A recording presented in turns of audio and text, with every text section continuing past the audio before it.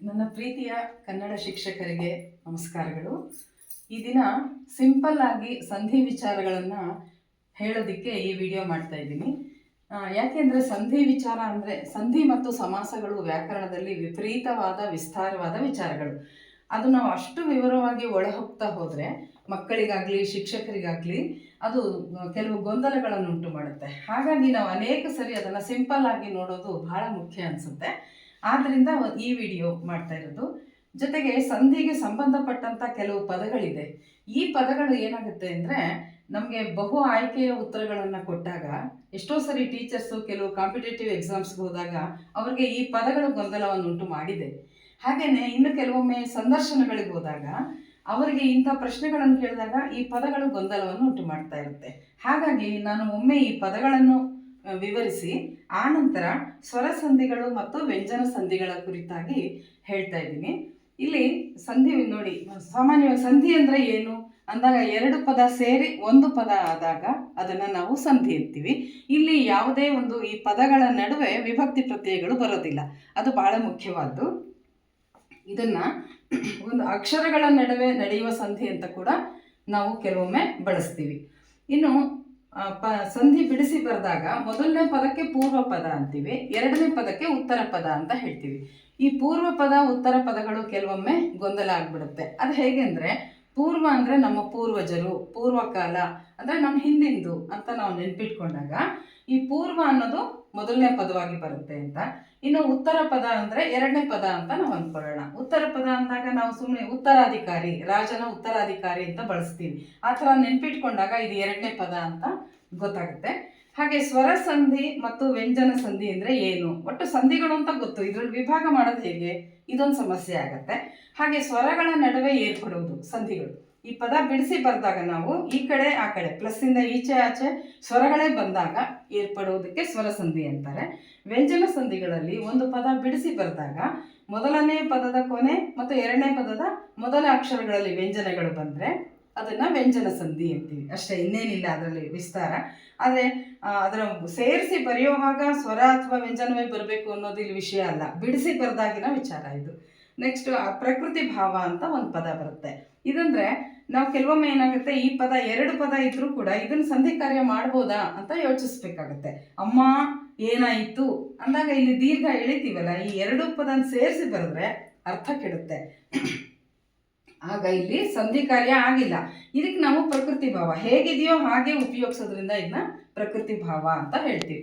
ಇನ್ನು ಸಂಧಿ ವಿಕಲ್ಪ ಅಂದ್ರೇನು ಅಂದರೆ ಓದುಗರಿಗೆ ಸ್ವಾತಂತ್ರ್ಯ ಕೊಡ್ತಾರೆ ಅವರು. ಉದಾಹರಣೆಗೆ ಒಂದು ಪದ ಕೆರೆಯಲ್ ಅನ್ನುವ ಪದ ಇದೆಯಲ್ಲ, ಅದನ್ನ ಕೆರೆ ಪ್ಲಸ್ ಅಲ್ ಹಳೆಗನ್ನಡ ಪದ, ಈ ಎರಡು ಸೇರಿಸಿ ಬರೆದಾಗ ಕೆರೆಯಲ್ ಅಂತನಾದ್ರು ಬರಿಬೋದು ಅಥವಾ ಕೆರೆ ಅಲ್ ಅದನ್ನಷ್ಟೇ ಬರಿಬೋದು. ಇದಕ್ಕೆ ನಾವು ಸಂಧಿ ವಿಕಲ್ಪ ಅನ್ನುವ ಪದ. ಸಾಮಾನ್ಯವಾಗಿ ಇಂಟರ್ವ್ಯೂಗಳಿಗೆ ಹೋದಾಗ ಇಂಥ ಪದಗಳು ಕೇಳಿದಾಗ ಹೀಗೆ ಉತ್ತರ ಕೊಡಬೇಕಾಗುತ್ತೆ. ಇನ್ನು ದ್ವಿತ್ವಾಕ್ಷರ ಸಂಧಿ ದೋಷ ಅಂತ ಇದೆ. ಇಲ್ಲಿ ಬರಿಸಿ ಪ್ಲಸ್ ಪ್ರಧಾನಂ ಪ್ಲಸ್ ಆದಮೇಲೆ ಬಂದಿರುವ ಪದದಲ್ಲಿ ಈ ಒತ್ತಕ್ಷರ ಬಂದಿದೆ ನೋಡಿ, ದ್ವಿತ್ವಾಕ್ಷರ.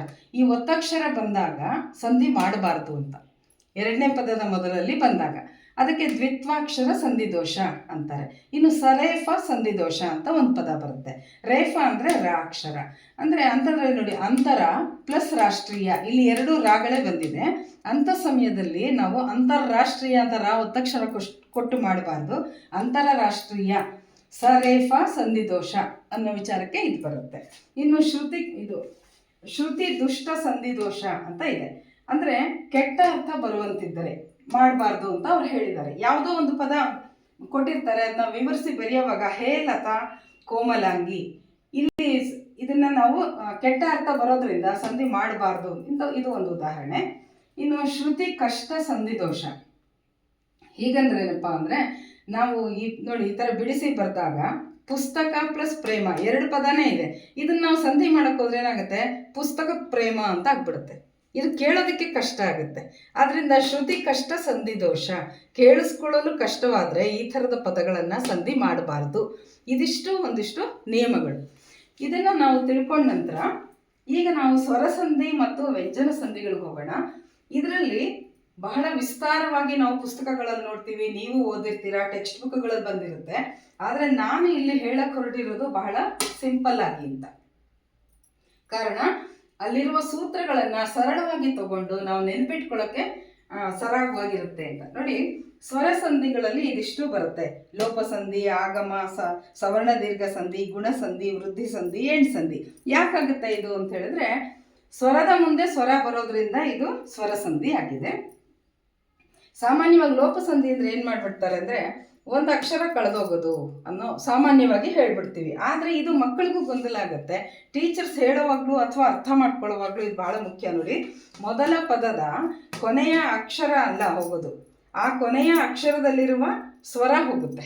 ಹಾಗೆ ಅದು ಹೋದ್ರೆ, ಉದಾಹರಣೆ ನೋಡಿ, ಕಲ್ಲು ಅಂತ ಇದೆ, ಲು ಅನ್ನುವಾಗ ಇಲ್ಲಿ ಊ ಸೇರಿದೆ. ಎರಡನೇ ಪದದಲ್ಲಿ ಎ ಬಂದಿದೆ, ಈ ಎ ಅನ್ನೋದು ಇಲ್ಲಿ ಸೇರುತ್ತೆ, ಊ ಹೊಟ್ಟೋಗುತ್ತೆ. ಅದಕ್ಕೆ ಇದು ಲೋಪಸಂಧಿ.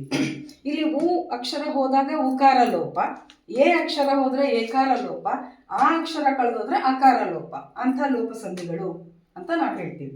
ಮುಂದಿಂದು ಆಗಮ ಸಂಧಿ. ಇದು ಅಷ್ಟೇ, ಸ್ವರ ಮತ್ತು ಸ್ವರ ಅವು ಎರಡು ಮುಂದೆ ಬಂದಾಗ ಅಲ್ಲಿ ಇರೋದಿಲ್ಲ ಯಾ ಮತ್ತು ವಾ, ಹೊಸದಾಗಿ ಬರುತ್ತೆ. ಯಾವ್ದಾದ್ರು ಒಂದೇ ಒಂದು ಅಕ್ಷರ ಬರುತ್ತೆ, ಎರಡೂ ಒಟ್ಟಿಗೆ ಬರೋದಿಲ್ಲ. ಅದಾದಮೇಲೆ ಈ ಸವರ್ಣ ದೀರ್ಘ ಸಂಧಿ ಮತ್ತು ಗುಣಸಂಧಿ ಎರಡನ್ನೂ ಒಟ್ಟಿಗೆ ಹೇಳ್ಕೊಡೋದೇ ಒಳ್ಳೆಯದು ಅನಿಸುತ್ತೆ. ಯಾಕೆ ಅಂದರೆ ಇಲ್ಲಿ ನೋಡಿ, ಆ ಮುಂದೆ ಇಲ್ಲಿ ಆನೆ ಬರುತ್ತೆ, ಆವಾಗ ಆ ದೀರ್ಘ ಆಗುತ್ತೆ. ಅದೇ ಗುಣಸಂಧಿಯಲ್ಲಿ ಮೂರು ಕಡೆ ಆನೆ ಬರುತ್ತೆ, ಅಂದರೆ ಮೂರು ತರಹ ಗುಣಸಂಧಿಗಳಿವೆ. ಅದರಲ್ಲಿ ಮೊದಲನೇ ಪದದಲ್ಲಿ ಆನೆ ಬರುತ್ತೆ, ಅದರ ಮುಂದೆ ಬರುವ ಎರಡನೇ ಪದದಲ್ಲಿ ಚೇಂಜ್ ಆಗುತ್ತೆ, ಬೇರೆ ಬೇರೆ ಪದಗಳು ಬರುತ್ತೆ. ಆದರೆ ಇಲ್ಲಿ ಆ ಮುಂದೆ ಅದೇ ಸ್ವರ ಬರುತ್ತೆ, ಅದೇ ಸ್ವರ ದೀರ್ಘ ಆಗುತ್ತೆ. ಈ ಮುಂದೆ ಅದೇ ಸ್ವರ ಬರುತ್ತೆ, ಅದೇ ಸ್ವರ ದೀರ್ಘ ಆಗುತ್ತೆ. ಊ ಮುಂದೆ ಊ ಬಂದು ಊ ದೀರ್ಘ ಆಗುತ್ತೆ. ಇದು ಸವರ್ಣ ದೀರ್ಘ ಸಂಧಿ. ಗುಣಸಂಧಿಲೂ ಇಲ್ಲಿ ಬರೋದು, ಇಲ್ಲಿ ಬರೋದು ಅದೇ ಸ್ವರಗಳು. ಅಂದರೆ ಯಾವ ಆ ಮುಂದೆ ಈ ಬಂದಾಗ ಎ ಆಗುತ್ತೆ. ಉದಾಹರಣೆಗೆ ಗಣ, ಣ ಅನ್ನೋವಾಗ ಆ ಇದೆ, ಅದನ್ನು ಹೇಳ್ಬೇಕು ಮಕ್ಕಳಿಗೆ. ಈ ಅಕ್ಷರದಲ್ಲಿ ಅಡಕವಾಗಿರುತ್ತೆ ಸ್ವರ ಅಂತ. ಗಣ ಪ್ಲಸ್ ಈಶ, ಗಣೇಶ, ಇಲ್ಲಿ ಎ ಬಂತು. ಇಲ್ಲಿ ಆ ಮುಂದೆನೇ ಊ ಬಂತು. ಶುಭ, ಇಲ್ಲಿ ಆ ಇದೆ, ಇಲ್ಲಿ ಊ ಬಂದಿದೆ. ಶುಭೋದಯ ಆಯಿತು, ಇಲ್ಲಿ ಓ ಬಂತು. ಇಲ್ಲಿ ಕೂಡ ಆ ಮುಂದೆ ಇಲ್ಲಿ ಅಕ್ಷರ ಎದುರು ಬರುವ ಅಕ್ಷರ ಬದಲಾಗಿದೆ, ರು ಇದೆ, ಅರ್ ಬರುತ್ತೆ. ಸಪ್ತ ಪ್ಲಸ್ ಋಷಿ, ಸಪ್ತರ್ಷಿ. ಈ ತರಹ ಈ ಸ್ವಲ್ಪ ವ್ಯತ್ಯಾಸಗಳನ್ನು ಒಟ್ಟಿಗೆ ಮಕ್ಕಳಿಗೆ ಹೇಳಿಕೊಟ್ಟಾಗ ಸುಲಭ ಆಗುತ್ತೆ. ಇನ್ನು ವೃದ್ಧಿ ಸಂಧಿಗೆ ಹೋಗೋಣ. ಇಲ್ಲಿ ಐ ಮತ್ತು ಅವ್ಗೆ ಸಂಧ್ಯಾಕ್ಷರಗಳು ಅಂತ ಹೇಳ್ತಾರೆ.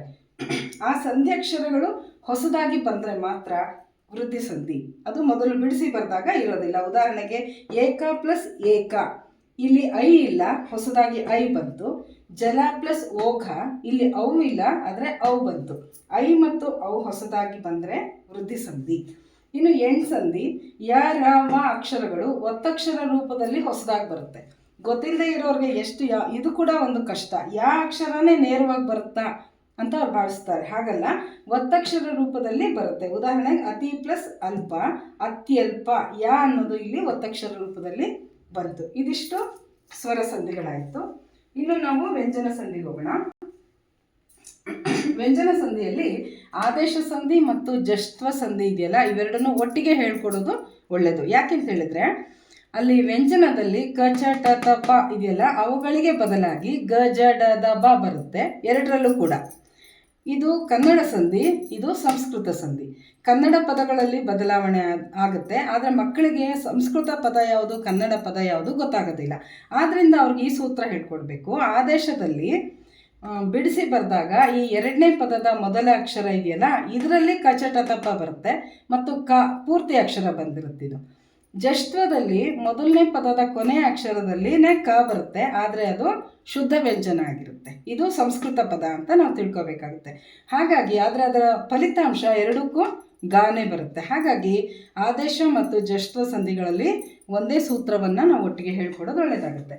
ಇನ್ನು ಅನುನಾಸಿಕ ಸಂಧಿ, ಇದು ಕೂಡ ವ್ಯಂಜನಗಳಲ್ಲಿ ಬರೆದಾಗ ಕೊನೆಯ ಅಕ್ಷರ ನ್ಯ ನ್ಯ ಣ ನ ಮ ಇದೆಯಲ್ಲ, ಇದು ಹೊಸದಾಗಿ ಬರುತ್ತೆ. ಉದಾಹರಣೆಗೆ ನೋಡಿ, ಬಿಡಿಸಿ ಬರೆದಾಗ ವಾಕ್ ಪ್ಲಸ್ ಮಯ, ಸಂಸ್ಕೃತ ಅಕ್ಷರ ಇದು ಸಂಧಿಗಳಲ್ಲಿ ಯಾವಾಗಲೂ ಪ್ಲಸ್ಗಿಂತ ಮೊದಲೇ ಇದು ಬಂದಿರುತ್ತೆ. ಕಚಟ ತಪಗಳು ಸೇರಿಸಿ ಬರೆದಾಗ ಇಲ್ಲಿ ನ್ಯ ಅಂತ ಇಲ್ಲವೇ ಇಲ್ಲ, ಹೊಸದಾಗಿ ನ್ಯ ಬಂತು. ಇದು ಇದೇ ವರ್ಗದ ಅನುನಾಸಿಕ, ಹಾಗಾಗಿ ಅದು ಅನುನಾಸಿಕ ಸಂಧಿ. ಇನ್ನು ಶ್ಚುತ್ವ ಸಂಧಿ ಅಂತ ಒಂದಿದೆ. ಇದು ಸಾಮಾನ್ಯವಾಗಿ ಕಡಿಮೆ ಬರುತ್ತೆ, ಆದರೂ ಕೂಡ ಅದರ ಹೆಸರಿನಲ್ಲೇ ಕೊಟ್ಬಿಟ್ಟಿದ್ದಾರೆ. ಅದು ಅವರ ಬುದ್ಧಿವಂತಿಕೆ ನಿಜವಾಗ್ಲೂ. ಶಕಾರ ಮತ್ತು ನೋಡಿ ಇಲ್ಲಿ ಚ ಇದೆ, ಇಲ್ಲಿ ತಾ ಇದೆ. ಇದಕ್ಕೆ ಸೂತ್ರ ಏನಂದರೆ ಸಕಾರದ ಅಕ್ಷರ ಮೊದಲನೇ ಪದದ ಕೊನೆಯಲ್ಲಿ ಸಾ ಬಂದರೆ ಶಕಾರ ಬರುತ್ತೆ. ಉದಾಹರಣೆಗೆ ಮನಸ್ಸು ಪ್ಲಸ್ ಶುದ್ಧಿ, ಮನಃಶುದ್ಧಿ ಬರುತ್ತೆ. ತ ವರ್ಗದ ಅಕ್ಷರ ಇದೆಯಲ್ಲ, ಈ ಎಲ್ಲದಕ್ಕೂ ಚ ವರ್ಗದ ಅಕ್ಷರಗಳೇ ಎದುರಾಗುತ್ತೆ. ಶ ಮತ್ತು ಚ ಅಕ್ಷರಗಳಲ್ಲಿ ಬರೋದ್ರಿಂದ, ತ ವರ್ಗದ ಅಕ್ಷರ ಬರೋದ್ರಿಂದ ಆ ಹೆಸರಿನಲ್ಲೇ ಇದು ಎಲ್ಲ ಸೂತ್ರ ಇದೆ ಅಂತ. ಇದಿಷ್ಟನ್ನು ನಿಮಗೆ ಸರಳವಾಗಿ ನಾನು ತಿಳಿಸ್ಕೊಟ್ಟಿದ್ದೀನಿ. ಆದ್ದರಿಂದ ಸಂಧಿ ವಿಚಾರಗಳನ್ನು ಹೇಗೆ ಸಿಂಪಲ್ಲಾಗಿ ನಾವು ಇಲ್ಲಿ ಹೇಳ್ಕೊಟ್ಟಿದ್ದೀವೋ ಅದನ್ನು ಇದೇ ರೀತಿ ಸಿಂಪಲ್ಲಾಗಿ ಸಮಾಸದ ವಿಚಾರಗಳನ್ನು ನಾನು ಮುಂದಿನ ವಿಡಿಯೋದಲ್ಲಿ ಹೇಳ್ಕೊಡ್ತೀನಿ. ದಯವಿಟ್ಟು ಎಲ್ಲರೂ ಉಪಯೋಗಿಸ್ಕೊಳ್ಳಿ ಅಂತ ಹೇಳ್ತಾ ನಮಸ್ಕಾರ.